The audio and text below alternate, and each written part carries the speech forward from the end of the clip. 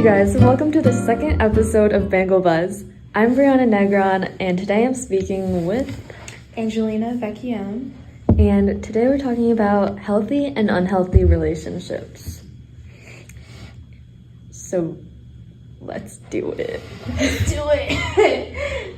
Well, I feel like relationships are a very important thing, especially going into high school. So it's a lot. People are difficult.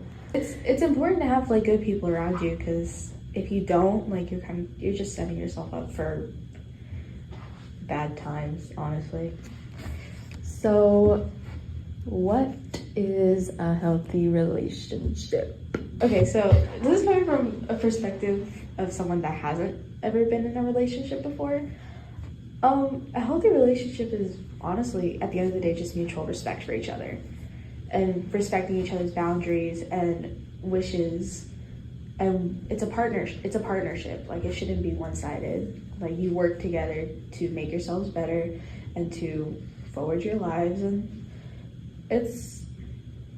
I'd say a big part is respect, because everyone needs to be respected in any kind of relationship, but romantically, even more so. You're putting a lot on another person, and they're putting a lot onto you. So navigating that in a good way is just it's important. I think the respect part goes hand in hand with communication, and just you guys need to talk about what's okay and what's not, because you're not going to be able to respect each other if you don't actually know each other. And I also think that's why most relationships romantically end in about 2 years once you guys... Well, in this vicinity, 2 weeks, maybe. Different expectations for high school. Well, in high school, yeah, you're about to become an adult or whatever, but people want to mess around, have fun. It's their last years of freedom. But just use those last years responsibly. If you spend that whole time just building up distrust with people around you, it's not beneficial. You're not helping yourself. But with communication, I feel like a lot of times people like to go to their friends first to talk about the issues with their partner rather than talk to their partner, which is beyond unhealthy. I'm just saying, because your friends don't need to know everything about your relationship, because then everyone else knows your crap. But then the person that you're in a relationship, they might not even know that what they did bothered you. Yeah, and finding out that your partner is upset with you from someone else, that's so embarrassing. I'm just saying, and you need to trust that person. If they truly validate and understand your feelings, they're not going to judge you how you think they would. You have feelings like any normal person. I think that in high school especially, it's really hard to put yourself in other people's shoes for most people, but there is a level of maturity that comes with a relationship. You have to know yourself at least a little bit to be able to know somebody else. Oh my gosh, that sounds just like RuPaul. No, you're right.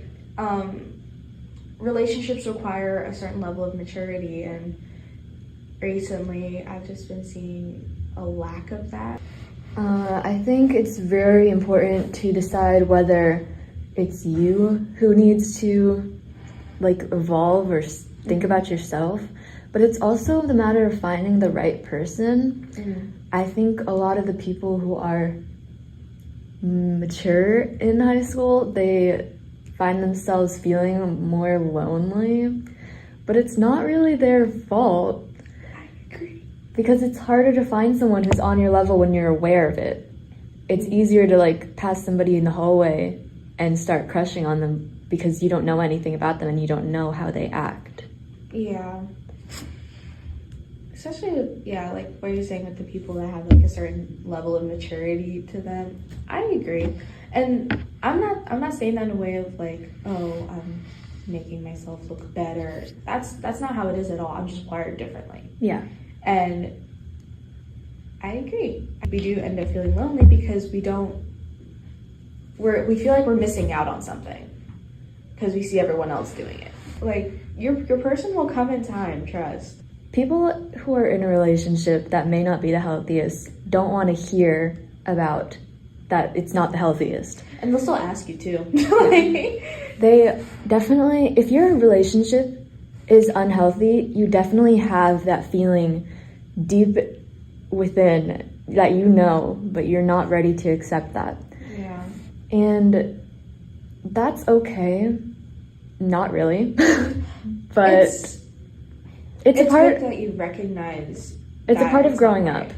Yeah. Like, you're gonna know, and your next relationship, if you have that feeling, I hope that you have the confidence to do something about it Yeah. because you've been through it already. It's not that scary. Yeah.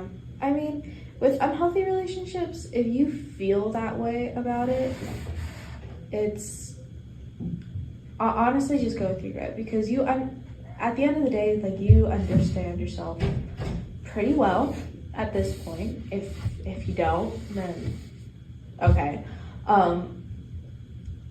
But when you ask for advice from other people, it's like, and you see, especially from like my point of view, when I talk to other people about their relationships, and I see them get defensive about something that's clearly wrong,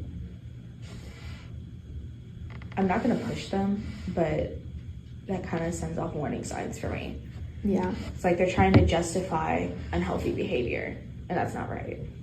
I think when you're in a relationship and you're talking to your friends about it, and like you're hearing yourself and you understand why they're saying what they're saying, but you just don't want to hear it. So you find yourself like defending your partner. And it gets to a point where it happens so constantly where you know it's getting bad, and you might want to say, like, they had a really bad day at school because they got a bad grade, or maybe their home life isn't the best. But you can't keep giving them excuses, because even if those things are true, it's not your job to keep being in that relationship for them, even though it feels like they have to have somebody to take care of them. You don't have to be that person. You can be that person from the sidelines, but you don't have to be their entire life. You don't have to feel all that pressure, because I expect most people to be listening to this in high school, but like, if you're a parent, you don't have to be the person. You don't have to keep being in that relationship only because it's benefiting them at that point.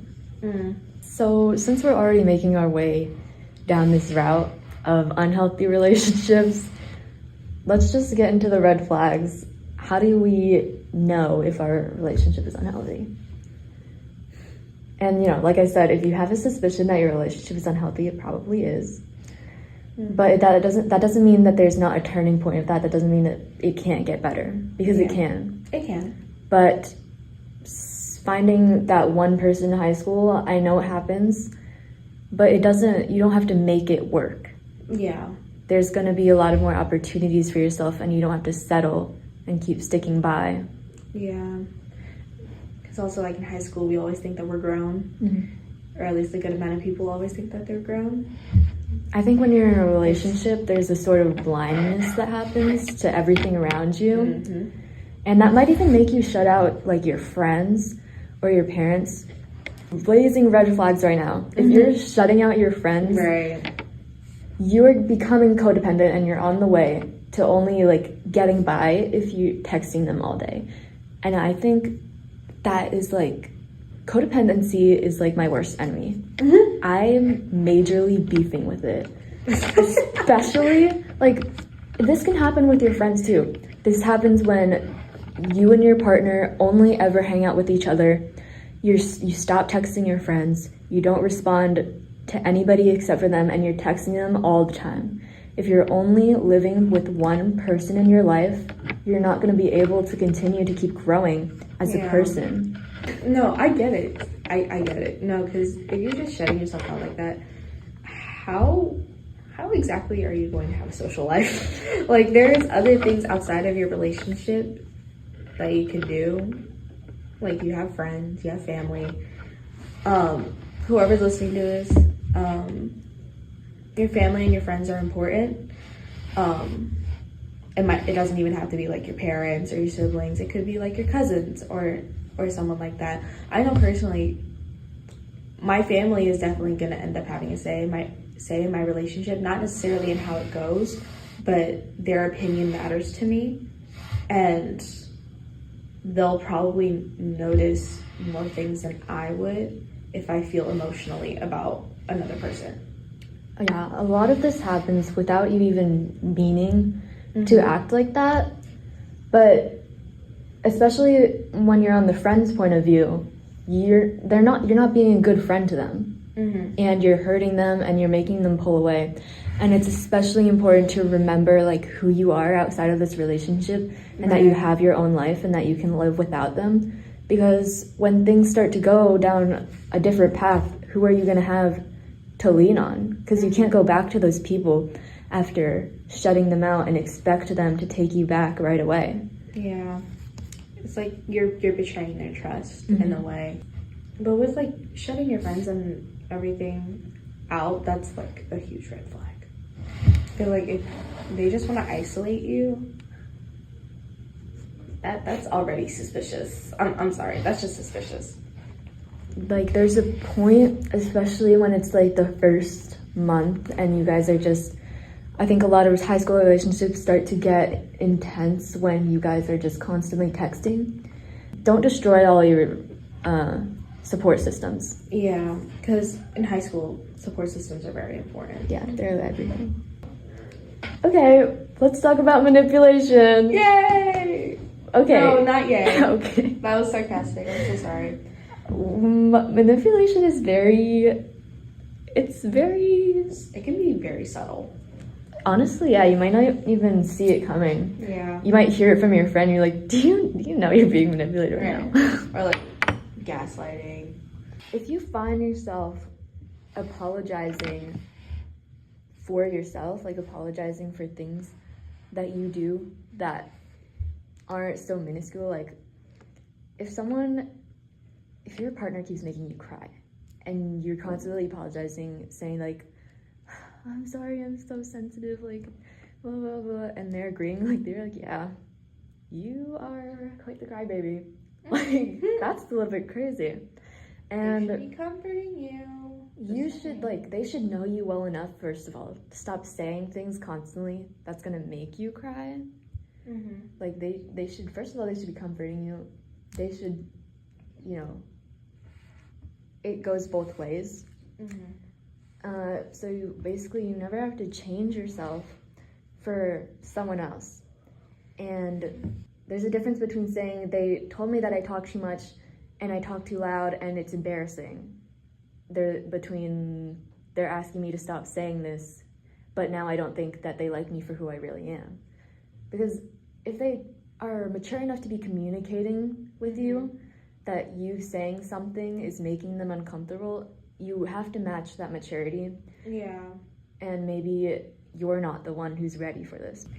Yeah, you can't be self-centered about it because again, it's a partnership. Like you guys are working together, communicating together, and you will feel a certain way about certain things. And if your partner is not reciprocating your feelings or validating your feelings, that's already like sirens. Because if they can't validate your feelings now, how are they going to validate your feelings in the future when you want to have those big conversations, when you do have a big argument? Because if they can't actively listen to you and your opinion, you guys are not going to last long. It is especially important to be self-aware, but you also don't want to be so self-aware that you are believing that everything is constantly on you. Yeah. Really, from relationships of all kinds, like literally every single type of relationship there is, you don't want to be changing because of them. You want to be growing for them or growing because of the experiences that you had with them. Friendships and relationships should be you learning, because you're learning to interact with different personalities. And I think that there's a lot more to learn from a failed relationship rather than a successful one. All the failed relationships that really build up your ideas of what a good relationship is, and then when you find that person, you're still learning from them, but now you know how to be better for them for who they are. And you know, it would be a dream and a nightmare to find the first person you date and then be with them forever. A lot of people want that, but I also think that you grow a lot from now to being 40, and that might not make a successful relationship in your future because you're finding out more about yourself, and so are they. I think, like, yes, there's a lot to learn from your past experiences and failed relationships, but I also think there's a lot to learn from healthy relationships in your life. Like, personally, I've had many good examples of what a healthy relationship is supposed to be, like with my parents, with my aunt and uncle, my grandparents, even friends' parents. Like, I've had really good examples of that, and I understand what to expect out of a relationship. I'm Christian, so I know what to expect out of a godly relationship, and I know what to expect from that, and I see examples from that. Like, yeah, I know what I know from the Bible, but to see that actively lived out is also a great example to me of what I want in my future. But if I ever had a failed relationship, I will say I will know a little bit more about myself and how I operate because of that. Because I feel like after a failed relationship, you start to self-reflect a lot. Even after, like, past friendships, it's like you reflect and, like, oh, maybe this wasn't my fault, but maybe me communicating the way that I did was wrong. It's not necessarily a bad thing to reflect on things that have gone wrong, but I do think it's important to not dwell on them and have them affect your new relationships. You acknowledge it, accept it, and move on. Talk to all the people pleasers really quickly. Oh, Lord. And I think that when it comes to a relationship, there's plenty of people pleasing that you really want to do. But I just want to say that you're only hurting yourself, because if you're agreeing with everything your friend says or your partner says, they're expecting something of you that isn't truly yourself. First of all, you're lying. Right. Second of all, you may be forgetting who you really are. By saying things out loud, it just reaffirms them in your brain that that's how you should be acting. And I just want to make sure that everyone knows, like, you're built up on your own opinions, and that's what makes you interesting. Yeah. There's millions of people, billions of people on this earth, and every single human is different, and that is amazing. And I think that you should really be expressing yourself, and I don't care if your first step is in putting yourself into a conversation about goldfish and saying that you don't agree and you think the best flavor is the s'mores one or the pizza one. And you're gonna be facing some rejection by saying that. But that's not a bad thing. Like, you shouldn't compromise yourself for the validation of someone who's not gonna accept you for how you are. Just saying your own opinions makes you interesting, and it makes the conversation better. Disagreements are what makes conversation, by having separate beliefs in, like, obviously you can talk to your friend and you'd be like, yeah, I really like this movie, and they're gonna say, yeah, I really like this movie. Or you can say, yeah, I really like this movie, and I say, oh, I didn't like it because. Right. And you have a more engaging conversation. And I will say, disagreements can be handled healthily. They don't have to end in y'all shouting at each other. You can agree to disagree. You can compromise. Like, these things you're able to do these things. And yes, have your opinions. Please have your opinions. But take those into consideration also. I think disagreements actually make relationships last longer because there's more to talk about, and you guys aren't getting burnt out so quickly. So that's cool. That's cool.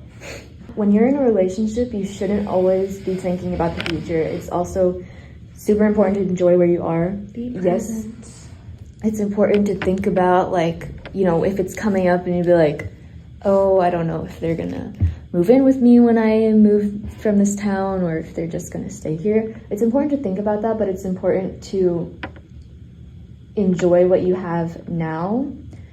You don't want to have like this impending doom that something is going to happen. And you should never break up with someone because something might happen. You should be, unless it's like they might attack me. Yeah. You should break up with them for that, but like, Yeah. you don't want to break up with someone because you will be doing something in the future. Like, I might be moving to the coast, and there's no closure in that. If you're breaking up with someone because something might happen, it hasn't happened yet, so you never know. You're just gonna be stressed out your whole life. There's always going to be a what if in your head. What ifs definitely ruin a good amount of relationships. You don't know if you're just anxious because that's happened to you in the past, and you feel like there's signs, but there's not really signs, and they give you no reason to think that might happen. You're just paranoid. And you have to wait it out, and you have to be communicating. Yeah, communicate, definitely. Like, your past experience can totally 100% affect the way that you think about relationships. However, when you meet different people, you should expect them to be different people. Because they're not, 9 times out of 10, they're not going to act like your ex. They're not going to act like the best friend that you had a really bad argument with and don't talk to anymore. They're different people who have different expectations and views on life. And you can't let your past experiences define you either. If that's all you think about when you get into a relationship or when you get a new friendship, you are setting yourself up for failure.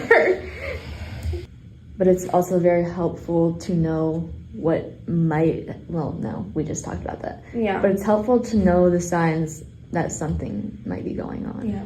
It's also helpful to, like, sit down and talk about your expectations for life. Like, even though it's awkward. When you get further down the road, you should not be doing that at 2 weeks. Where do you want to go to college? What do you want to do with your life? Where do you want to live? How many kids do you want? Like, it's not the most romantic thing, but it's important. It's very important, because if you're going to be living together and doing life together, you need to have those conversations. Because, like, what else are you going to do? Are you going to live in 2 separate apartments and then just date each other for the rest of your life? It's not substantial to leave those things out of the picture when you get into a real deep relationship. Because at the end of the day, like, you two are kind of like in that together. You need to figure this stuff out. I don't really want to touch too much on the darkness of bad relationships, but if you are somebody who needs help, the national hotline for domestic violence is 800-799-7233, or text begin to 88788. But I hope you're all okay. Yes, and we hope you're all okay, and you never have to use that. Basically, take care of yourself. Yes. Take care of your mind. Take care of your body.